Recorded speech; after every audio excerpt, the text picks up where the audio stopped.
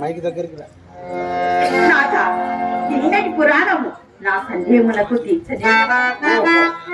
నిన్నటి పతివ్రత ధర్మ ఘట్టంలోని సంసారం గురించేనా? అవును దగ్గరికి రా. రాధా, మైకి పైకి మన పూర్వీకులు సంసారమును సముద్రంతో పోల్చినారు. తిమింగలాది భయంకరమైన జలచరములు బడబాట్లు లేక ముత్యములు రత్నములు కూడా దొరుకును. అట్లనే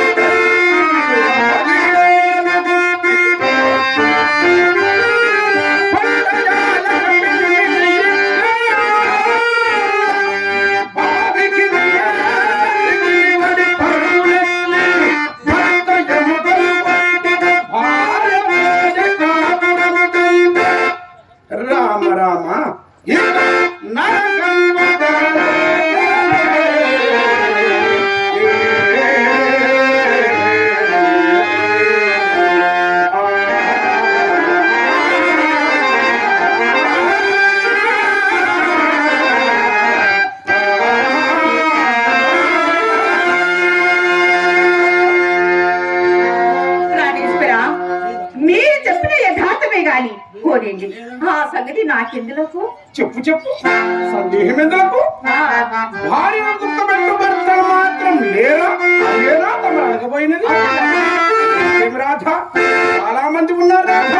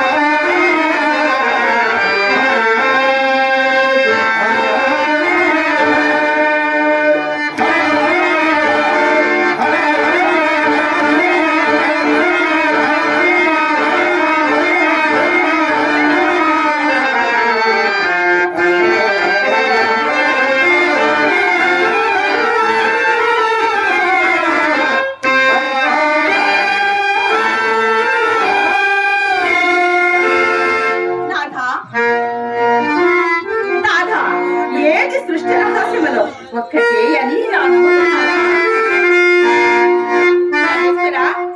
రూపవతి అయిన యువతికి రూపాయేను.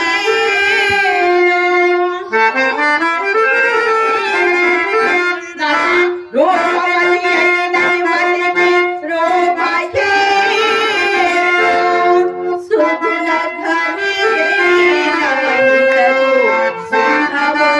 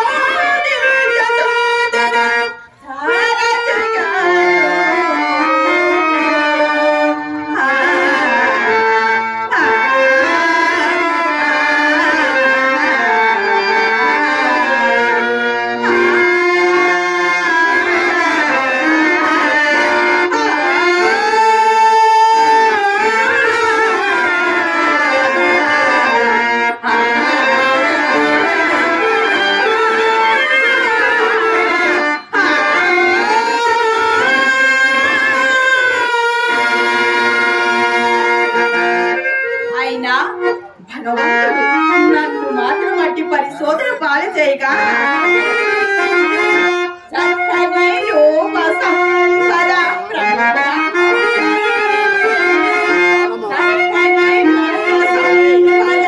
ప్రశస్తతరం వతనం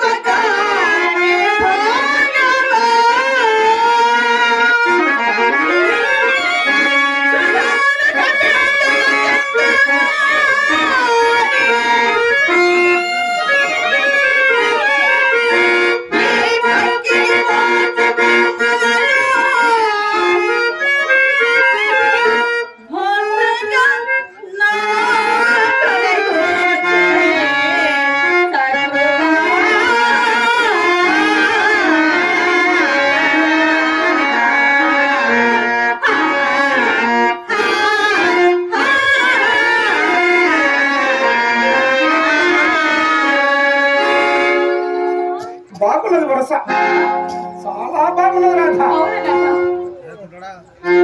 ఈ యవనము, ఈ సౌందర్యము, ఆహా. ఈ సిరి సంపదలు, ఈ పాండిత్య పరణము, భోగభాగ్యాలు, అష్టైశ్వర్యాలు అవును నాథ.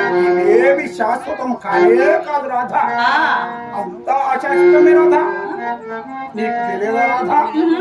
హరిశ్చంద్రో నరరాజ పురూరవ పురుకుతః సగరః కార్తవీర్య చరైతే చక్రవర్తినః. ఆరుగురు పురాణ పురుషులు, వారు ధర్మానికి ప్రతిరూపాలు.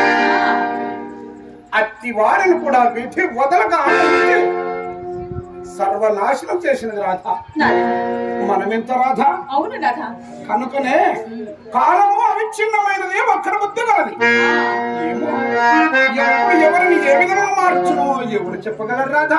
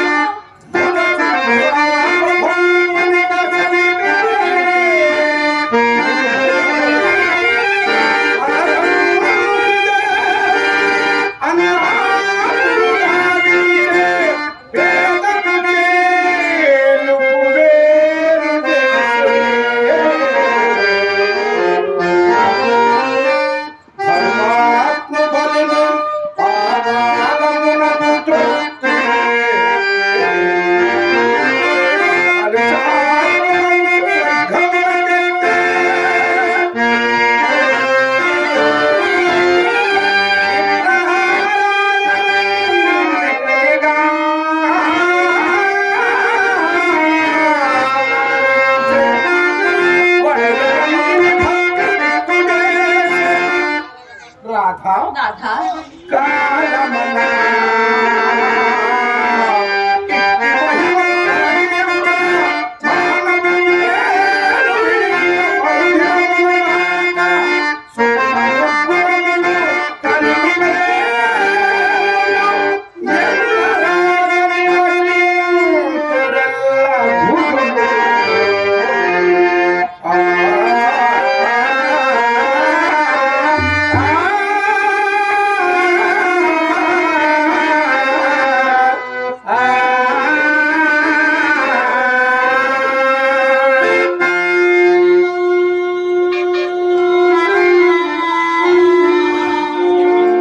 అదుగో గుణరాగం దామోదరుడు మీ అన్నగారు దయచేస్తున్నారు.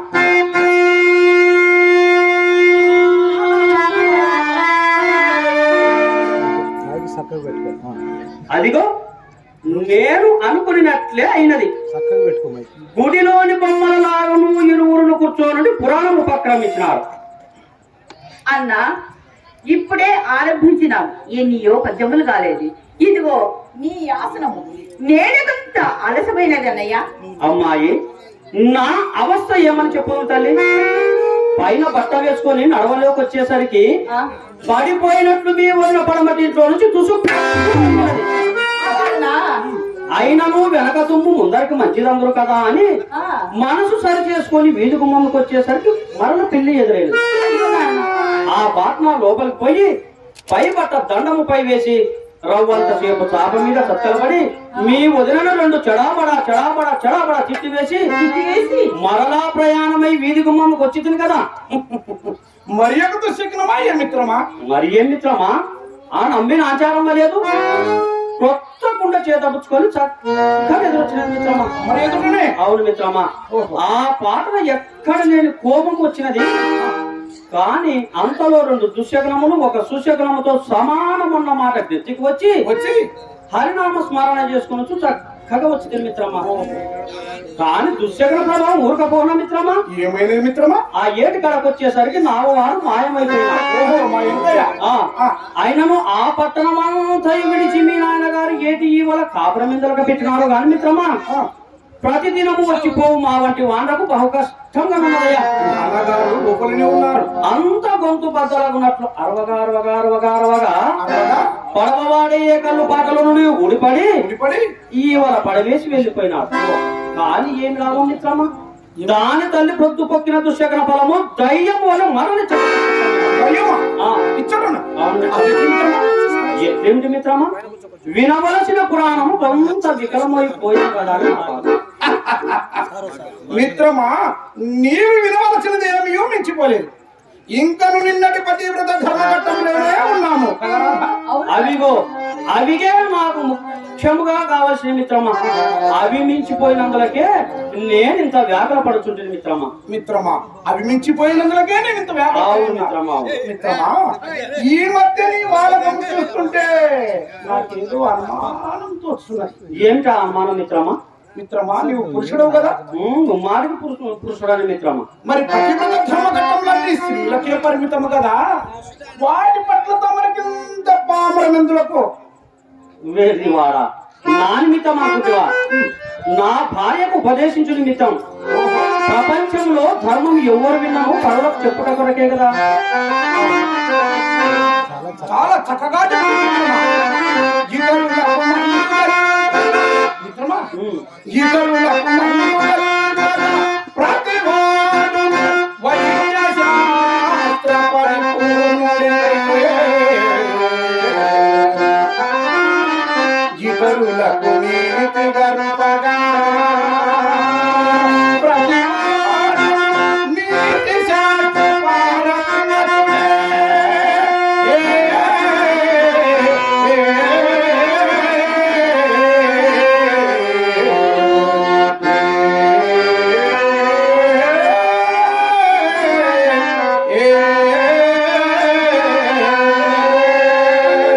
అమ్మాయి, మీ ఆయన చిలక పలుకులు ఆవల వినవచ్చును గానమ్మా, నీవు పురాణం కానివమ్మా. ఈ సందర్భానుసారంగా నేను ఒకటి చూపిస్తాను, అది చదవండి.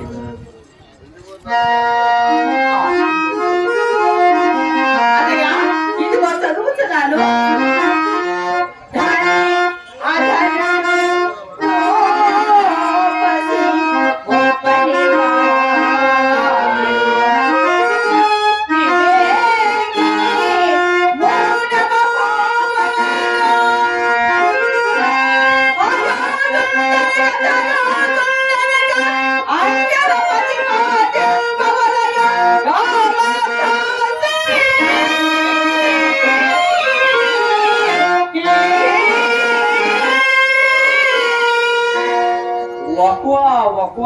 వరహాలకెత్తునకు ఎత్తైన పద్యం మిత్రమా.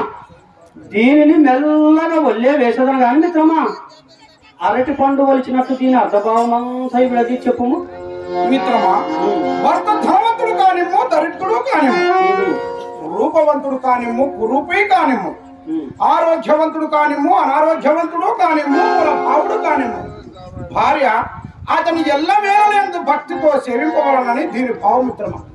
ఓహోహోహో, మహానుభావుడు కవి బ్రహ్మ ఏం పద్యం చెప్పినాడు. ఇప్పుడు ఇతడు బ్రతికి ఉన్నచో పడదోచి పట్టడు పంచదార నోట కూరకపోదునా మిత్రమా. ఆయన ఎప్పుడో పోయినాడని కదా మిత్రమా. ఈ పద్యము వినిపించితినా మా ఇంటి దాని నోరు మరీ లేవదు.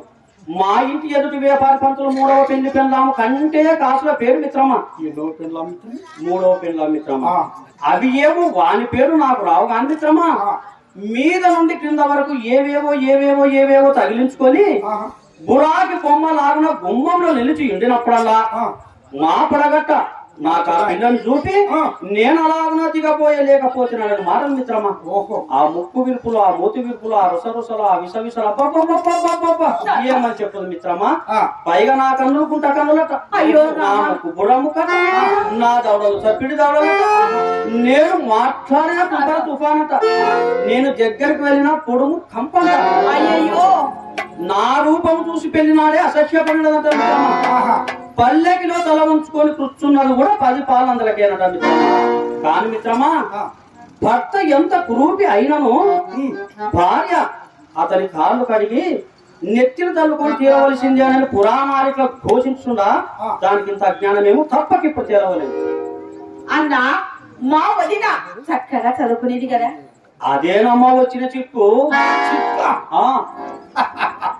మిత్రమా, ఇల్లాలి చదువు ఇంటికి వెళ్ళగని మన ప్రభుత్వాలు పోషిస్తుండగా తమరు ఇలా మాట్లాడతారే మిత్రమా.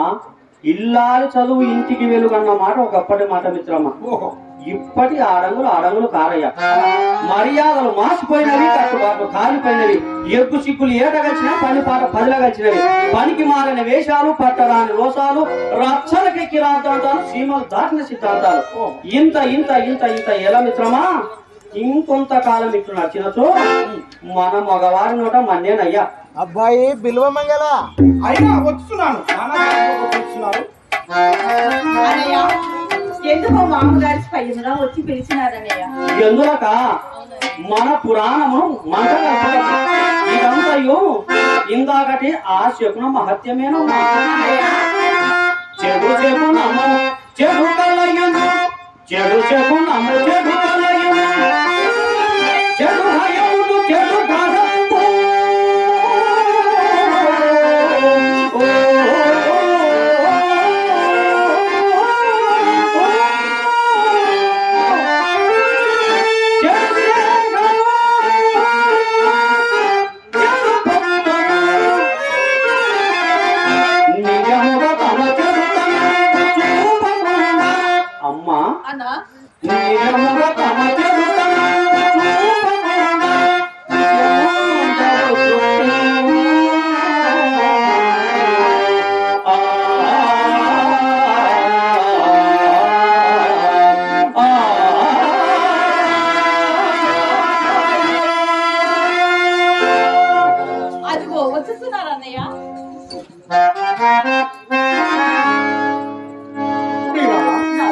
ఈ కూడా పురాణం నిలిపివేసి ప్రయాణమునకు సిద్ధం చేయు. అయ్యో దేవుడా, రొద్దు రాలలేదు, భోజనాయాసము తీరలేదు, అప్పుడే తొందర ఏం మిత్రమా? ఏం లేదు మిత్రమా, నాన్నగారు నేటి నుండి వ్యాపారం అంతా ప్రత్యేకంగా నా మీద విడిచిపెట్టి తాను విశ్రాంతి నిశ్చయించుకున్నాడు. అందుచేతనే ముందుగా వర్షమునందువలన కార్యస్థానంకు రమ్మని శీఘ్రంగా రమ్మని ఆజ్ఞాపించినాడు. నాథ, అట్లయినా మీకు కార్యాభారం అధికమైనను అయ్యాసం అప్పుడు అదే భయం కలదు. కానీ తండ్రి గారికి విశ్రాంతి కలిగించే నిమిత్తము తలుచుకున్నాను.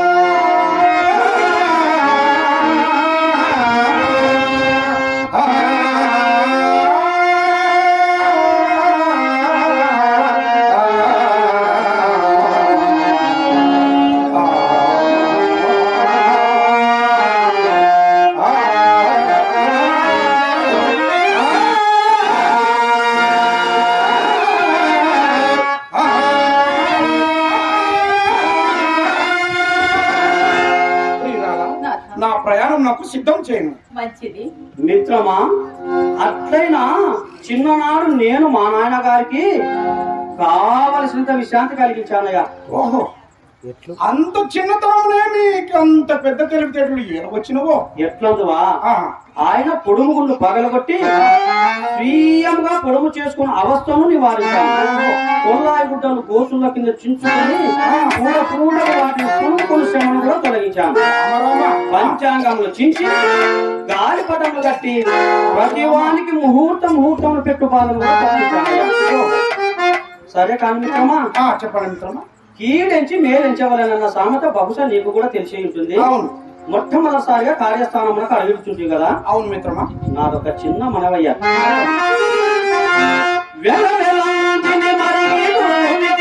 మిత్రమా మిత్రమా తన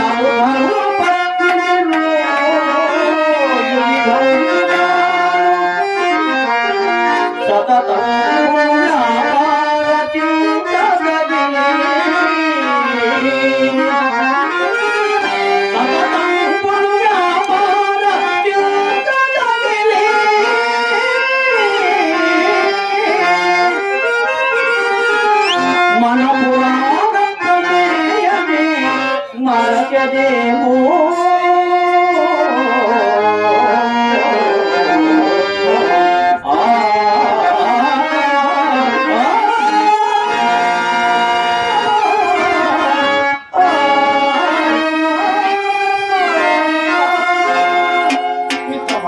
వెలవెలందిని మనకి దుర్విటుడు తనదు ధర్మపత్ని రోయి ఎంత మాట ఎంత మాట ఎన్ని కార్యముల మీద పడినను మన గోష్ఠికెన్నడూ భంగము రాని